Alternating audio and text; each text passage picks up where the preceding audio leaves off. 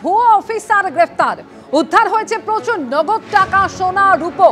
মুখ্যমন্ত্রীর অফিসে কর্মরত পদস্থ আধিকারিক পরিচয়ে প্রতারণার অভিযোগ রয়েছে তার বিরুদ্ধে। নিউ টাউনের অভিজাত আবাসনের ফ্ল্যাট থেকে গ্রেফতার করা হয়েছে সৌরভ চট্টোপাধ্যায় নামে এই ব্যক্তিকে। তার বাড়ি থেকে উদ্ধার হয়েছে প্রায় 7.5 লক্ষ টাকা, এছাড়া 14টি সোনার কয়েন এবং সোনার গয়না উদ্ধার হয়েছে। 12টি মোবাইল ফোন উদ্ধার হয়েছে 40টির উপর কয়েন, 4টি ওয়্যারলেস ওয়াকি টকি। লালবাজারের গুন্ডা দমন শাখার হাতে গ্রেফতার হয়েছে এই ব্যক্তি, যার বিরুদ্ধে আগেও একাধিক প্রতারণার অভিযোগ রয়েছে। বালি পাচার মামলার তদন্তে আজ সকাল থেকে একযোগে একাধিক জায়গায় তল্লাশি অভিযান চালায় ইডি। আর এর মধ্যে আসানসোলে ইডির অভিযানে উদ্ধার হলো 34 লক্ষ টাকা। বালি ব্যবসায়ী মনীষ বাগারিয়ার বাড়ি এবং অফিসে তল্লাশি চলে, আর সেই তল্লাশিতে উদ্ধার হওয়া টাকার পরিমাণ 34 লক্ষ টাকা, এমনই জানা যাচ্ছে ইডি সূত্রে। আর কি খবর রয়েছে, প্রকাশ সিনহা এই মুহূর্তে টেলিফোনে আমাদের সঙ্গে রয়েছে। প্রকাশ, উদ্ধার হওয়া টাকার পরিমাণ 34 লক্ষ, কি জানতে পারছো ইডি সূত্রে?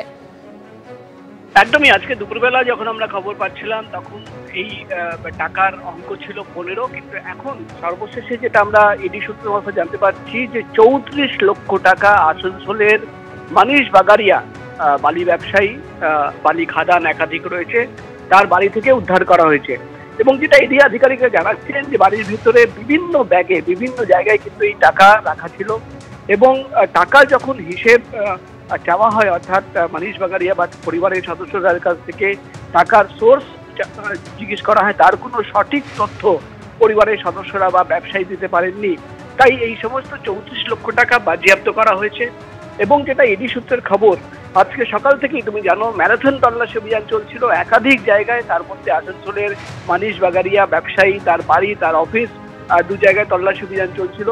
এবং মূলত ইডি আধিকারিকরা যেটা মনে করছেন যে বালি পাচারের যে কোটি কোটি টাকার লেনদেন হতো এবং অবৈধভাবে বালি পাচার করে যে টাকা আসতো, সেই টাকাই কিন্তু নগদ লেনদেন যেহেতু হতো, সেই টাকা সেখানে লুকিয়ে রাখা হয়েছিল।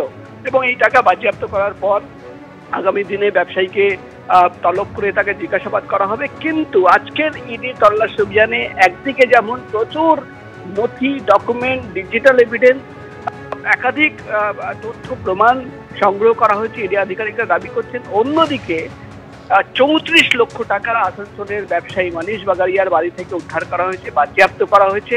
এবং যেহেতু পরিবারের সদস্যরা এই টাকার হিসেব দিতে পারেননি, এই টাকা কিন্তু বাজেয়াপ্ত করা হলো। এবং যেটা ইডি সূত্রের খবর, আজকে সারাদিন ধরে বালি পাচার মামলায় একাধিক জায়গায় তল্লাশি অভিযান চলে। এবং কিভাবে এই সিন্ডিকেট অপারেট করতো, কাজ করতো, প্রোটেকশন মানি বা প্রভাবশালীদের কাছে কত টাকা পৌঁছে দিত, কিভাবে পৌঁছতো, এই সমস্ত তথ্য জানার জন্য আগামী দিনে একাধিক ব্যক্তিদের জিজ্ঞাসাবাদ করা হবে, তলব করা হবে। কিন্তু যেটা ইডি সূত্রের খবর, ফের ইডির অভিযানে টাকা উদ্ধার করা হলো। এবার কিন্তু আসানসোলের ব্যবসায়ী বালি পাচারের অভিযোগে যার বাড়িতে সকাল থেকেই তল্লাশি অভিযান চলছিল, মনীষ বাগারিয়া, তার বাড়ি থেকে কিন্তু একেবারে সকাল থেকে তল্লাশি অভিযান, আর মনীষ বাগারিয়ার বাড়ি থেকে সেই তল্লাশি অভিযানে উদ্ধার হলো 34 লক্ষ টাকা। ধন্যবাদ প্রকাশ। আর বালি পাচারের তদন্তে যে 3 জায়গায় তল্লাশি অভিযান চলে, এবার সেই ছবি আপনাদের সামনে তুলে ধরবো। আসানসোল লালগড় বেন্টিং স্ট্রিট, অর্থাৎ কলকাতার বেন্টিং স্ট্রিটেও তল্লাশি অভিযান চলে। ঝাড়গ্রামে ইডির অভিযান, 12 ঘন্টা ধরে ঝাড়গ্রামে তল্লাশি অভিযান চলে। লালগড়ের সিজুয়ায় সৌরভ রায়ের যে বালি খাদান, তার ম্যানেজারকে জিজ্ঞাসাবাদ করা হয়। বালি খাদানের অফিসের একটি ঘরের তালা ভেঙে ইডির আধিকারিকরা তারা তল্লাশি অভিযান চালান। টানা তল্লাশি অভিযানের পর লালগড় থেকে ইতিমধ্যে বেরিয়ে যাচ্ছেন এনফোর্সমেন্ট ডিরেক্টরেটের আধিকারিকেরা। বালি পাচারে কারা জড়িত, কোথায় গেছে টাকা, সেই বিষয়টা জানার জন্যই দফায় দফায় তাদের এই যে তল্লাশি অভিযান সেগুলো চলেছে। তার সঙ্গে সঙ্গে যারা কর্মীরা তাদেরকেও জিজ্ঞাসাবাদের প্রক্রিয়া চালানো হয়েছে।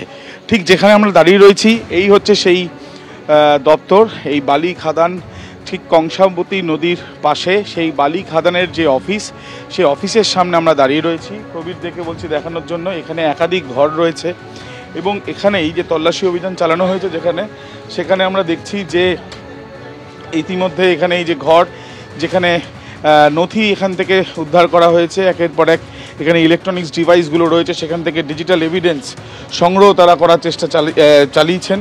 এই যে ঘর, সেই ঘরের ভেতরে তারা তল্লাশি অভিযান চালিয়েছেন এবং তার সঙ্গে পাশের এই যে ঘরে আমরা রয়েছি, যেটা দেখতে পাচ্ছি সেখানেও এই যে তল্লাশি অভিযান সেটা করা হয়েছে। মূলত সৌরভ রায় যে এই ঘর বা এই যে অফিস, সেই অফিস চালাতো, সেই অফিসের কিন্তু বিভিন্ন জায়গায় যে নথি থেকে আরম্ভ করে যে এই যে চালান জালিয়াতি করা হয়েছে যে বলে যেটা অনুমান করা হচ্ছিল, সেই বিষয় নিয়ে এখানে বসেই এই চালান কিন্তু কোনো না কোনোভাবে এখানে বসেই করা হয়েছিল কিনা সেটা জানার চেষ্টা চালানো হচ্ছে। ইতিমধ্যে প্রত্যেকটি ঘরে চিরুনি তল্লাশি চালানো হয়েছে। এখানে একটি জিমের ঘর রয়েছে, সেখানেও কিন্তু দেখা যাচ্ছে তল্লাশি অভিযান করা হচ্ছে এবং তারা মূলত যেটা জানতে চাইছেন যে নদী থেকে বালি তুলে সেই বালি বিভিন্ন রকম যে চালান তৈরি করা হয়েছিল সেই চালানই জাল। এবং আরও একবার দেখাচ্ছি যে এই ঘরে দীর্ঘক্ষণ তল্লাশি অভিযান চালানো হয়। এখানে বেশ কিছু ইয়ে রয়েছে এখানে যেগুলো ঘরে তল্লাশি অভিযান চালানো হয়েছে। এখানে বসেই কি কোনোভাবে সেই চালান কি তৈরি করা হয়েছিল কিনা সেটাও খতিয়ে দেখা হচ্ছে। ক্যামেরায় প্রবীরদের সাথে আবির দত্ত, এবিপি আনন্দ, লালগড়। আর বালি পাচারের এই তদন্তে ইডির এই অভিযান নিয়ে শাসক বিরোধী কার কি মন্তব্য শুনুন। দেখুন, এখানে একটা বড় বালির চক্র চলে। আসানসোলেও আমরা বিভিন্ন জায়গা থেকে যে সমস্ত খোঁজগুলো পাচ্ছি, বিভিন্ন নাম, তাতে নান্নে খান, চিন্ময় মণ্ডল, গৌতম ঘোষ, ইমতিয়াজ, এর সাথে যুধিষ্ঠির ঘোষ, এরকম প্রচুর নাম, মিস্টার খান, এরকম আসানসোলের বহু ব্যক্তির নাম আমরা দেখতে পাচ্ছি যে বালিকাণ্ডের সাথে নাকি যুক্ত আছে। আমরা জানতে পারছি বিভিন্ন সোর্সের মাধ্যমে। তো আমি বলবো ইডিকে সবার ভূমিকা খতিয়ে দেখার জন্য। বাংলার মানুষের টাকা, বাংলার মানুষের সম্পদ, বাংলার মানুষের বালি, বাংলার মানুষের কয়লা, সেটা তৃণমূল কংগ্রেস চুরি করে বেচে দেবে, এটা তো হতে পারে না।